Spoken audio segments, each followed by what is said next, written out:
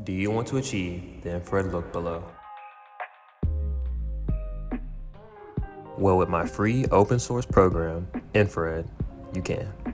Infrared was a project of mine based on the curiosity of infrared emulation, a curiosity that I had to see until fruition, even with my limited knowledge of coding.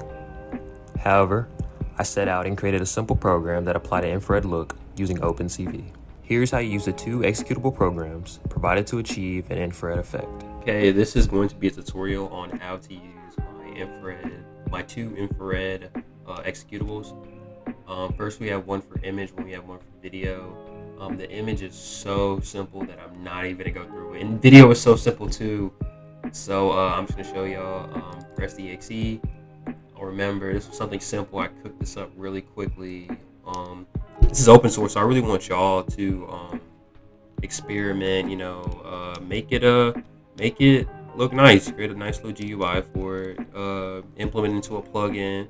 And if you do have any changes that you make, DM me, get in contact with me, and I'll add it to the GitHub, and I'll give you credit.